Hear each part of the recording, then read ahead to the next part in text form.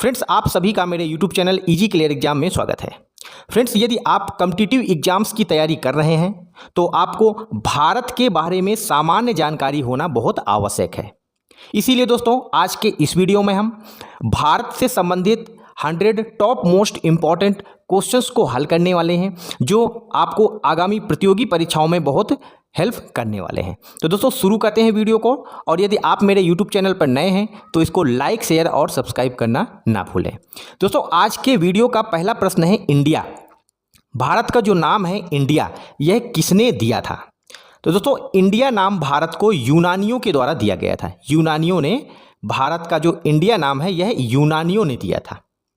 अगला प्रश्न है राजा दुष्यंत।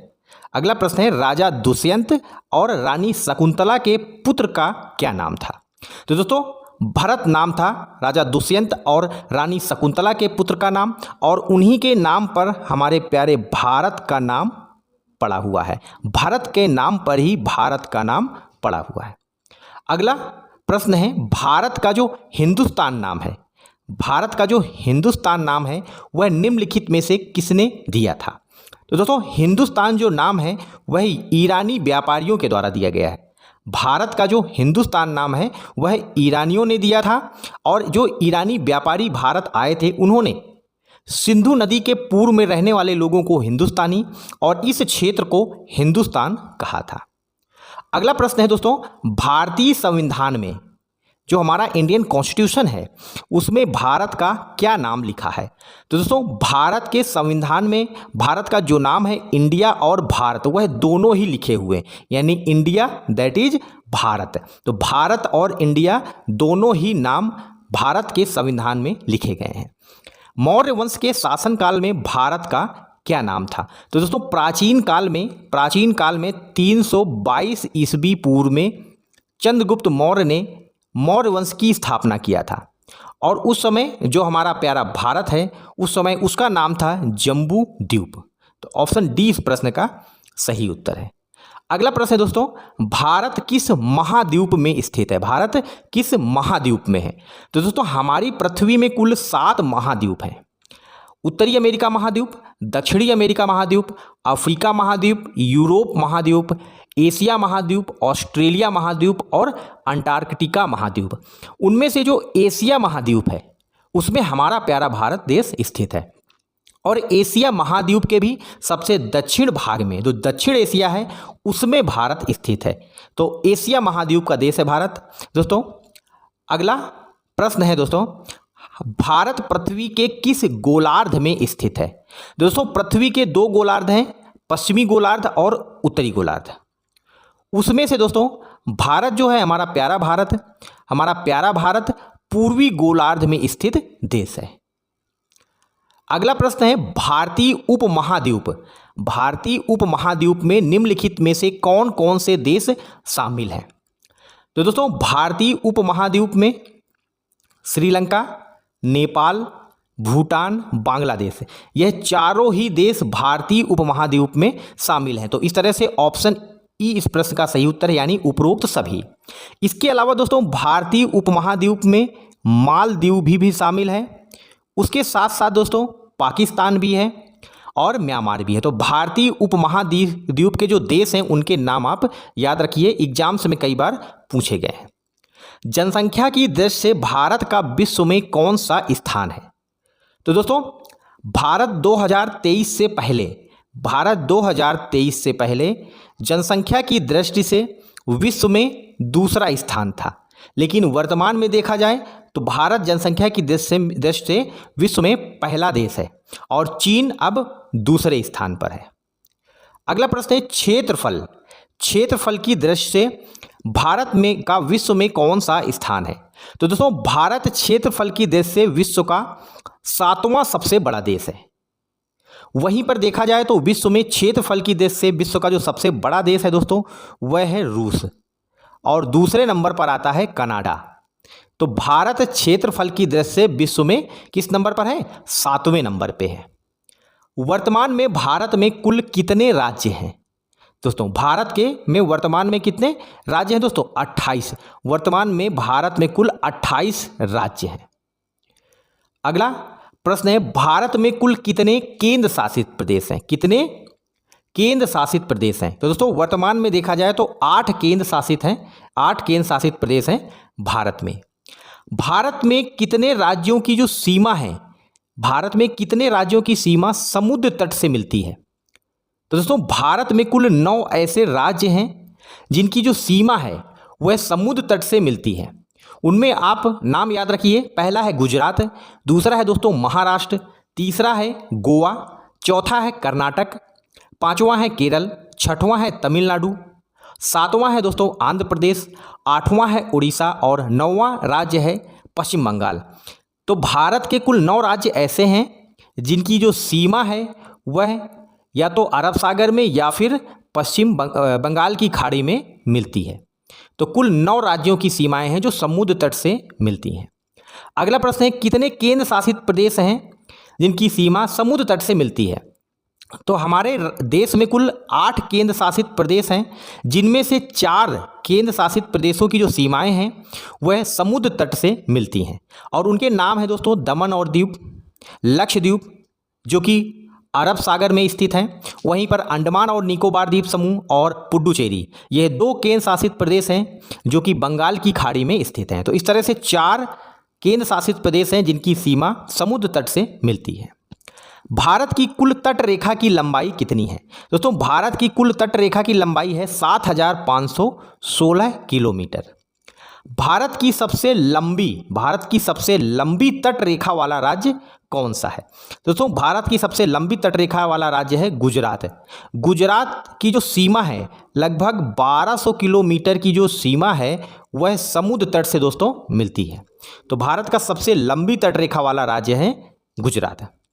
भारत की सबसे लंबी तट रेखा वाला केंद्र शासित प्रदेश, दोस्तों केंद्र शासित प्रदेश है अंडमान और निकोबार द्वीप समूह। इसकी लगभग 1900 किलोमीटर की जो सीमा है वह समुद्र तट से मिलती है और यह बंगाल की खाड़ी में द्वीपीय केंद्र शासित प्रदेश है। भारत और श्रीलंका के मध्य कौन सा स्ट्रेट है? दोस्तों भारत और श्रीलंका के मध्य पाक स्ट्रेट है। दोस्तों स्ट्रेट या जल डमरू मध्य वह स्थान होता है जो 2 स्थल खंडों को आपस में विभाजित करता है। तो यह पाक स्ट्रेट है जो भारत और श्रीलंका के मध्य में स्थित है। और द्वीप दोस्तों वह स्थान होता है जिसके चारों ओर क्या होता है? पानी होता है। तो द्वीप वह स्थान है जिसके चारों ओर पानी होता है। जल डमरू मध्य वह स्थान होता है जो 2 स्थल खंडों को विभाजित करता है। पानी का क्षेत्र होता है दोस्तों, जल डमरू मध्य पानी का क्षेत्र होता है। भारत और चीन के मध्य कौन सी अंतरराष्ट्रीय रेखा है? दोस्तों भारत और चीन के मध्य मैकमोहन रेखा है। दोस्तों इस वीडियो में हम भारत से संबंधित ऐसे प्रश्नों को हल कर रहे हैं जो एग्जाम्स में बार बार रिपीट होते रहे हैं। तो आप इनको ध्यानपूर्वक पढ़ लीजिए, एग्जाम्स के पहले इस वीडियो को देख लीजिए। आप आसानी से भारत के बारे में जितने भी क्वेश्चन आएंगे उनको आप हल कर पाओगे। और दोस्तों आपको यदि वीडियो पसंद आ रहा हो तो इसको लाइक, शेयर और सब्सक्राइब भी करें। भारत और पाकिस्तान के मध्य कौन सी रेखा है? दोस्तों भारत और पाकिस्तान के मध्य है रेड क्लिफ रेखा। भारत और अफगानिस्तान के मध्य है दोस्तों डूरंड रेखा। अगला प्रश्न है, निम्नलिखित में से कौन सा देश भारत का पूर्वी पड़ोसी देश है? भारत के पूर्व में स्थित है। दोस्तों जो श्रीलंका है वह भारत के दक्षिण में है, पाकिस्तान भारत के पश्चिम में है और चीन भारत के उत्तर में है। वहीं म्यांमार जो है वह भारत के ईस्ट में है, यानी कि पूरब में भारत का पूर्वी पड़ोसी देश है। कौन सा? म्यांमार। अगला प्रश्न है, भारत के किस राज्य की जो सीमा है वह 3 देशों को स्पर्श करती है? दोस्तों भारत का अरुणाचल प्रदेश एक ऐसा राज्य है जिसके पश्चिम में भारत का जो अरुणाचल प्रदेश है उसकी जो सीमा है पूर्व में म्यांमार से, उत्तर में चीन से और पश्चिम में दोस्तों भूटान से। 3 देशों से अरुणाचल प्रदेश की सीमा स्पर्श करती है। तो भारत का एकमात्र ऐसा राज्य जिसकी सीमा 3 देशों से लगती है। भारत के साथ सबसे लंबी अंतर्राष्ट्रीय सीमा साझा करने वाला देश कौन सा है? बांग्लादेश। भारत के पूर्व में स्थित है, बंगाल की खाड़ी में यह देश स्थित है।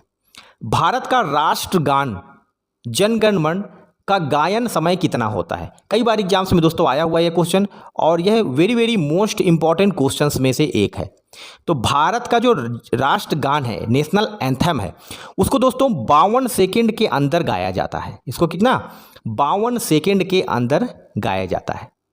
राष्ट्रीय गान दोस्तों जनगण मन के रचयिता कौन है?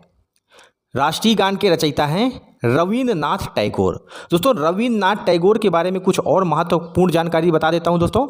रविंद्रनाथ टैगोर भारत के पहले ऐसे व्यक्ति थे जो नोबेल पुरस्कार से सम्मानित किए गए थे। इनको इनकी कृति गीतांजलि के लिए साहित्य के क्षेत्र में 1913 में नोबेल पुरस्कार से सम्मानित किया गया था। और दोस्तों इन्होंने ही हमारे पड़ोसी देश बांग्लादेश के राष्ट्रगान अमार सोनार बांग्ला की भी रचना किया है। भारत का राष्ट्रीय गीत कौन सा है? दोस्तों भारत का राष्ट्रीय गीत है वंदे मातरम। वंदे मातरम भारत का राष्ट्रीय गीत है। भारत के राष्ट्रीय गीत वंदे मातरम के रचयिता कौन है? दोस्तों कौन है? बंकिम चंद्र चटर्जी। भारत का जो राष्ट्रीय गीत है दोस्तों वह बंकिम चंद्र चटर्जी के उपन्यास आनंद मठ से लिया गया है। अगला प्रश्न है भारत का जो राष्ट्रीय ध्वज तिरंगा है वह कब अपनाया गया था? दोस्तों भारत के राष्ट्रीय ध्वज तिरंगे को 22 जुलाई 1947 को अपनाया गया था। हमारा जो राष्ट्रीय ध्वज तिरंगा है वो दोस्तों उसकी लंबाई और चौड़ाई का अनुपात कई बार पूछा जाता है। 3:2 होता है। इसमें 3 रंग की अलग अलग पट्टियां हैं। सबसे ऊपर है केसरिया रंग, बीच में है सफ़ेद रंग, सबसे नीचे है हरा रंग। केसरिया रंग जो है वह त्याग और बलिदान का प्रतीक है, सफ़ेद रंग शांति का प्रतीक है और हरा रंग खुशहाली का प्रतीक है। बीच में सफ़ेद रंग की पट्टी में दोस्तों एक नीले रंग का चक्र है जिसमें 24 तीलियां हैं। तो राष्ट्रीय ध्वज के बारे में दोस्तों जानकारी होना बहुत आवश्यक है। भारत का राष्ट्रीय पशु कौन सा है? दोस्तों भारत का राष्ट्रीय पशु है बाघ। अगला प्रश्न है भारत का राष्ट्रीय पक्षी। भारत का राष्ट्रीय पक्षी कौन सा है दोस्तों? मयूर, पीकॉक भारत का राष्ट्रीय पक्षी है। भारत का सर्वोच्च सम्मान पुरस्कार कौन सा है? दोस्तों भारत का जो सर्वोच्च सम्मान पुरस्कार है वह भारत रत्न। भारत रत्न भारत के राष्ट्रपति के द्वारा दिया जाता है दोस्तों। अगला प्रश्न है भारत का राष्ट्रीय वृक्ष पेड़ कौन सा है? दोस्तों बरगद का पेड़ है भारत का राष्ट्रीय वृक्ष। भारत का राष्ट्रीय पुष्प नेशनल फ्लावर ऑफ इंडिया क्या है? कमल। कमल का फूल है भारत का राष्ट्रीय पुष्प। भारत का संविधान कब अपनाया गया था? दोस्तों भारत का संविधान 26 नवंबर 1949 को अपनाया गया था। इसको बनने में कुल 2 वर्ष 11 माह और 18 दिन का समय लगा था। 2 वर्ष 11 माह और 18 दिन का समय लगा था। संविधान सभा की सबसे महत्वपूर्ण समिति थी प्रारूप समिति, जिसका मुख्य कार्य था संविधान का निर्माण करना। और इस संविधान का निर्माण की समिति जो प्रारूप समिति थी उसके अध्यक्ष थे डॉक्टर भीमराव अंबेडकर। अगला प्रश्न भारतीय संविधान का जनक किसको कहा जाता है? तो फ्रेंड्स डॉक्टर भीमराव अंबेडकर को भारतीय संविधान का जनक कहा जाता है। अगला प्रश्न है भारत के पहले राष्ट्रपति कौन थे? दोस्तों भारत के पहले राष्ट्रपति थे डॉक्टर राजेंद्र प्रसाद। अगला प्रश्न है भारत के पहले प्रधानमंत्री, भारत के पहले पीएम कौन थे? दोस्तों भारत के पहले प्रधानमंत्री थे पंडित जवाहरलाल नेहरू। भारत की पहली महिला प्रधानमंत्री, भारत की पहली महिला प्रधानमंत्री थी इंदिरा गांधी। इंदिरा गांधी दोस्तों भारत की पहली और एकमात्र महिला प्रधानमंत्री थी। भारत की पहली महिला राष्ट्रपति, भारत की पहली महिला राष्ट्रपति कौन थी दोस्तों? प्रतिभा पाटिल। और वर्तमान में भारत की जो राष्ट्रपति हैं वह हैं द्रौपदी मुर्मू। भारत की पहली महिला मुख्यमंत्री, दोस्तों भारत की पहली महिला सीएम थी सुचेता कृपलानी। और यह दोस्तों उत्तर प्रदेश राज्य के लिए चुनी गई थी और भारत की पहली महिला मुख्यमंत्री थी। भारत की पहली महिला राज्यपाल, भारत की पहली फर्स्ट वुमेन गवर्नर कौन थी दोस्तों? सरोजिनी नायडू। सरोजिनी नायडू भारत की पहली महिला राज्यपाल थी। कर्क रेखा दोस्तों, कर्क रेखा एक काल्पनिक रेखा है। यह भारत के किन राज्यों से होकर के गुजरती है? दोस्तों भारत के कितने राज्यों से होकर के गुजरती है? दोस्तों यह 8 राज्यों से होकर के गुजरती है। और दोस्तों 23.5 डिग्री उत्तरी अक्षांश रेखा को कर्क रेखा कहा जाता है। और यह भारत के 8 राज्यों से होकर के गुजरती है। पहला राज्य है दोस्तों गुजरात, दूसरा है राजस्थान, तीसरा है मध्य प्रदेश, चौथा है छत्तीसगढ़, पांचवा है झारखंड, छठवां है दोस्तों पश्चिम बंगाल, सातवां है दोस्तों त्रिपुरा और 8वां है मिजोरम। 8 राज्यों से होकर के यह कर्क रेखा गुजरती है। भारत का एकमात्र पड़ोसी देश जिससे कर्क रेखा होकर के गुजरती है वह है दोस्तों बांग्लादेश। बांग्लादेश भारत का पूर्वी पड़ोसी देश है जिससे कर्क रेखा इस देश से होकर के गुजरती है। भारत का सबसे दक्षिण में स्थित बिंदु कौन सा है? दोस्तों इंदिरा पॉइंट भारत का सबसे दक्षिण में स्थित बिंदु है और यह अंडमान निकोबार द्वीप समूह में है। भारत का सबसे पश्चिम में स्थित बिंदु कौन सा है? सबसे पश्चिम विस्तार बिंदु है दोस्तों भारत का गौर मोती या फिर गुहार मोती भी इसको कहा जाता है और यह गुजरात में है। भारतीय मानक समय रेखा कौन सी है?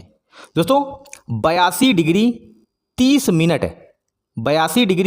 मिनट पूर्वी देशांतर रेखा जो है वह भारतीय मानक समय रेखा है।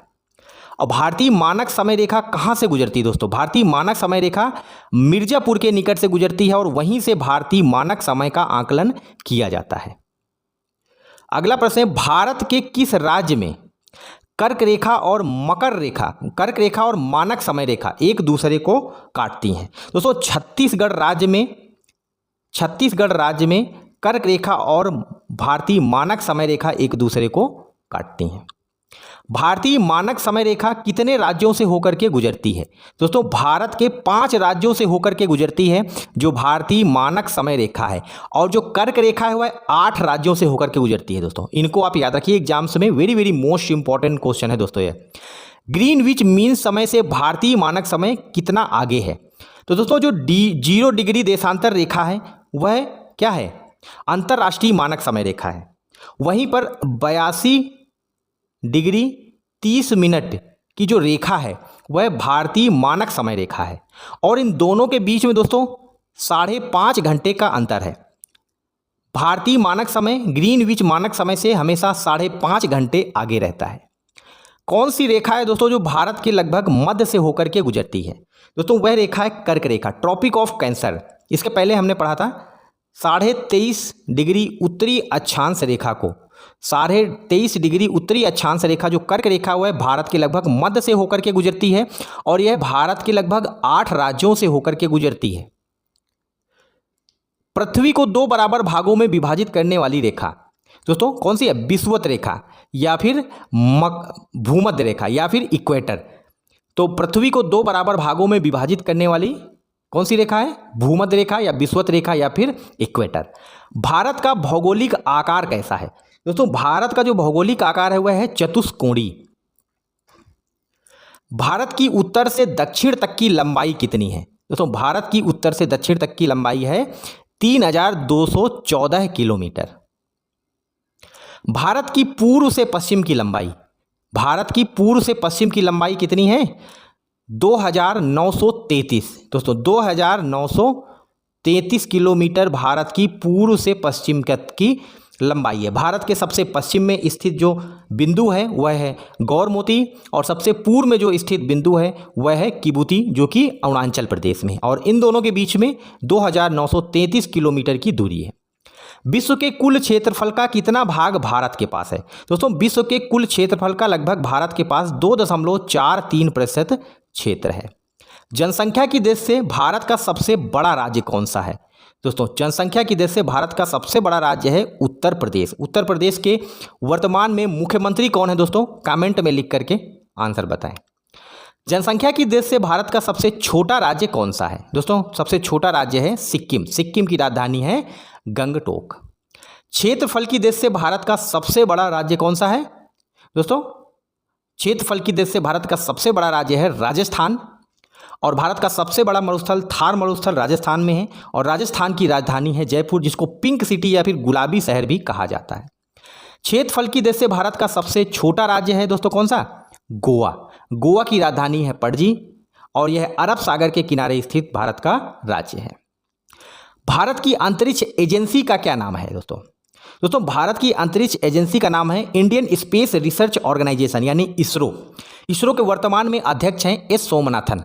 इसको भारतीय अंतरिक्ष अनुसंधान संगठन भी कहा जाता है, और इसका जो मुख्यालय है वह कहाँ पर? बेंगलोर। जो कि कर्नाटक की राजधानी है। दोस्तों भारत से संबंधित हम ये 100 मोस्ट इंपॉर्टेंट क्वेश्चंस को हल कर रहे हैं जो बार बार एग्जाम्स में रिपीट होते रहे। और दोस्तों ये वेरी वेरी मोस्ट इंपॉर्टेंट है कॉम्पिटिटिव एग्जाम्स के लिहाज से, तो इनको आप ध्यानपूर्वक पढ़ लीजिए।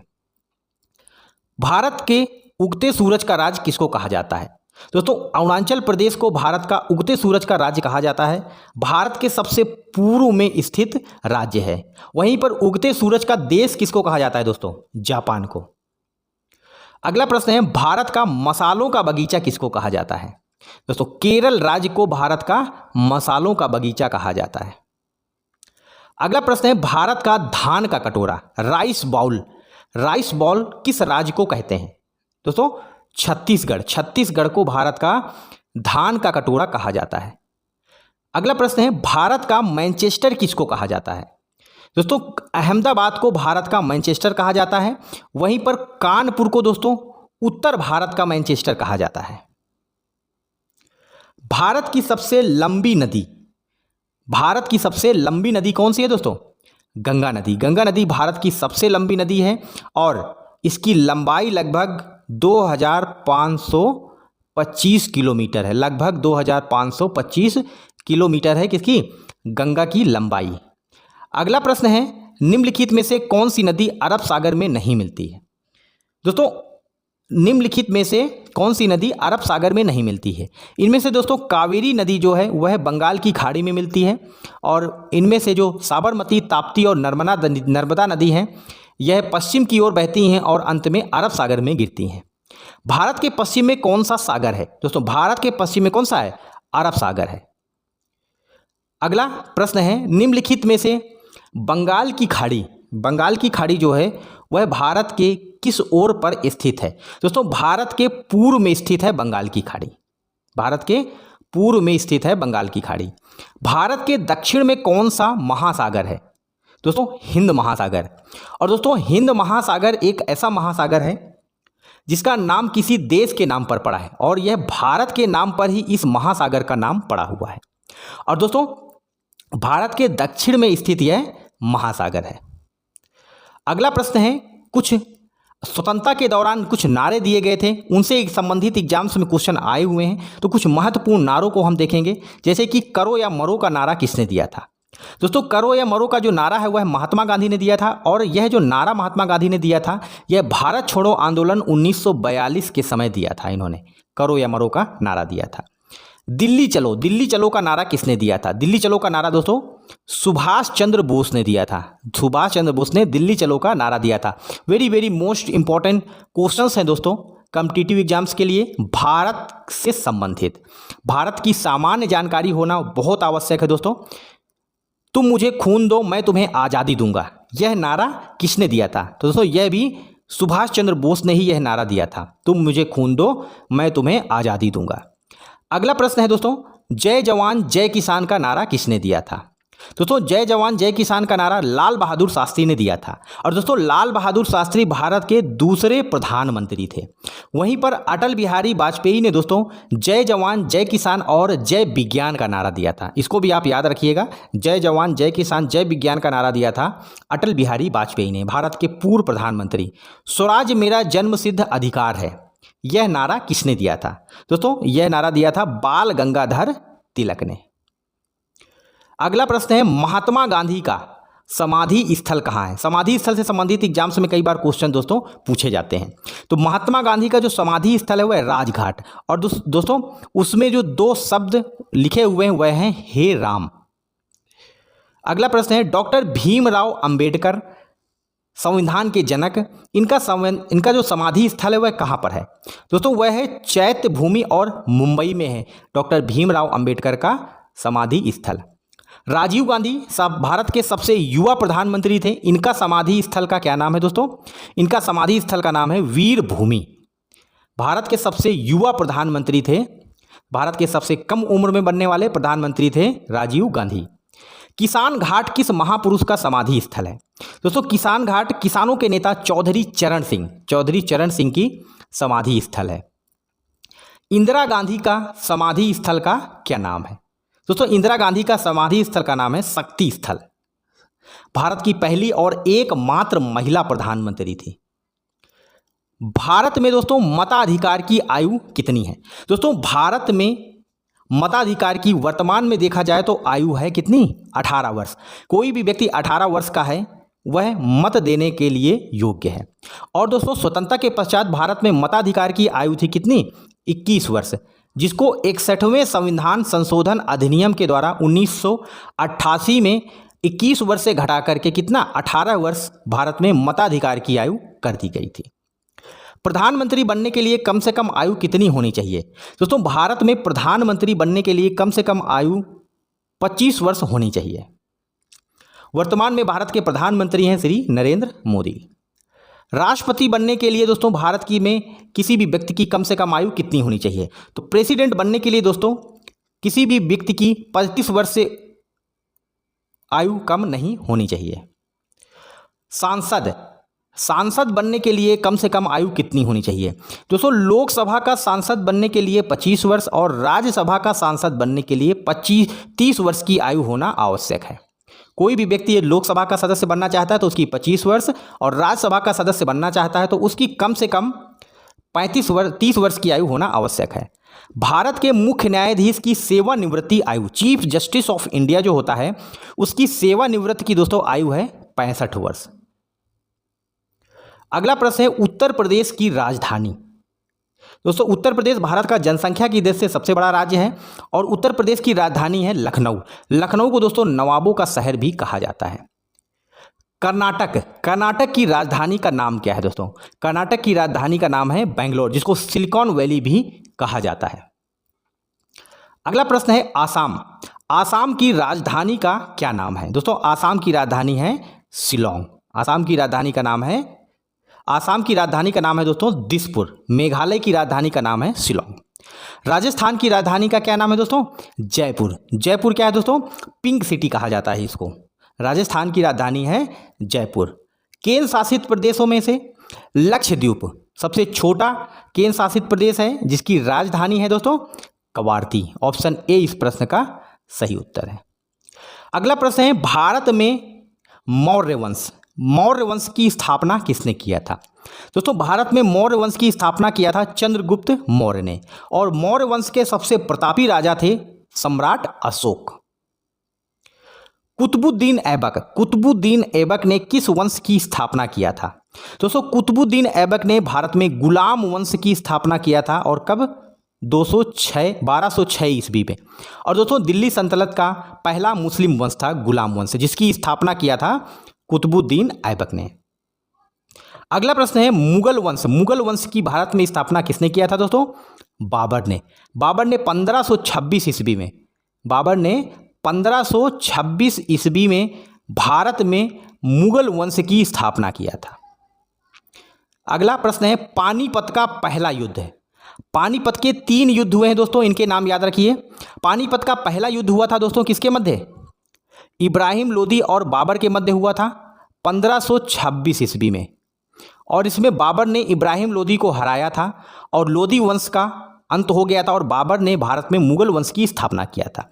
पानीपत का जो दूसरा युद्ध हुआ था दोस्तों वह अकबर और हेमू के मध्य में हुआ था, जिसमें अकबर को विजय प्राप्त हुई थी। पानीपत का तीसरा युद्ध हुआ था दोस्तों 1761 ईस्वी में अहमद शाह अब्दाली और मराठों के बीच में, जिसमें मराठों की पराजय हुई थी। प्लासी का युद्ध कब हुआ है दोस्तों? प्लासी का युद्ध कब हुआ था दोस्तों? 1757 ईस्वी में, और यह युद्ध हुआ था बंगाल के नवाब सिराजुद्दौला और अंग्रेजों के मध्य में। अगला प्रश्न है भारत में दोस्तों किस प्रकार की अर्थव्यवस्था अपनाई गई है? वेरी मोस्ट इंपॉर्टेंट क्वेश्चन है दोस्तों, वेरी मोस्ट इंपॉर्टेंट क्वेश्चन, और एग्जाम्स में यह बार बार रिपीट होता है। दोस्तों भारत में जो अर्थव्यवस्था है वह है मिश्रित अर्थव्यवस्था, और मिश्रित अर्थव्यवस्था वह होती है जिसमें निजी और सार्वजनिक क्षेत्र आपस में मिलकर के देश के विकास के लिए कार्य करते हैं, तो वह मिश्रित अर्थव्यवस्था होती है जिसको भारत ने अपनाया है। भारत का केंद्रीय बैंक कौन सा है दोस्तों? आरबीआई, भारतीय रिजर्व बैंक भारत का केंद्रीय बैंक है। इसको सरकार का बैंक भी कहा जाता है। वर्तमान में केंद्रीय bank reserve bank of India के जो गवर्नर है वह हैं शक्तिकांत दास। भारत में महंगाई दर का नियंत्रण कौन करता है? दोस्तों भारत में महंगाई दर का नियंत्रण भारतीय रिजर्व बैंक करता है और यह प्रत्येक 2 महीने में मॉनेटरी पॉलिसी लाता है और इसका मुख्य उद्देश्य यही होता है कि भारत में महंगाई का नियंत्रण बना रहे। भारत के सबसे अमीर व्यक्ति दोस्तों वर्तमान में कौन है? भारत के सबसे अमीर व्यक्ति हैं दोस्तों वर्तमान में रिलायंस इंडस्ट्रीज के जो मालिक हैं मुकेश अंबानी। अगला प्रश्न है दोस्तों, संसद के कौन कौन से अंग हैं? दोस्तों भारत की जो संसद है वह राष्ट्रपति, लोकसभा और राज्यसभा इन तीनों से मिलकर के बनी होती है। तो इस तरह से ऑप्शन डी इस प्रश्न का सही उत्तर है। Very very most important question है दोस्तों। किसी को कई बार नहीं पता होता है कि भारत की संसद का ही अंग है भारत का राष्ट्रपति। और दोस्तों इसलिए भारत की संसद के अंग राष्ट्रपति को भी माना गया है, क्योंकि भारत में कोई भी कानून बनाया जाता है तो वह लोकसभा और राज्यसभा में जब पास होता है तभी वह कानून बनता है, लेकिन इस विधेयक को जब तक राष्ट्रपति स्वीकृति नहीं दे देता है तब तक कोई भी विधेयक कानून नहीं बनता है। इसीलिए जो संसद है दोस्तों उसमें लोकसभा, राज्यसभा और राष्ट्रपति यह तीनों अंग हैं, क्योंकि कोई भी विधान बनने के लिए यह तीनों ही आवश्यक हैं। लोकसभा से पास होगा विधेयक, राज्यसभा से पास होगा और फिर राष्ट्रपति की स्वीकृति होगा। उसके पश्चात यह जो विधेयक है वह कानून बनेगा, यानी कि अधिनियम बनेगा। तो इस तरह से संसद के अंग हैं राष्ट्रपति, लोकसभा और राज्यसभा। तो दोस्तों आप सभी को यदि यह वीडियो पसंद आया हो तो इसको ज़्यादा से ज़्यादा लाइक, शेयर और सब्सक्राइब करें। Very very most important questions हैं भारत से संबंधित, इनको आप एग्जाम्स के पहले जरूर रट लेना। एग्जाम्स में ऐसे ही प्रश्न बार बार रिपीट होते हैं। धन्यवाद।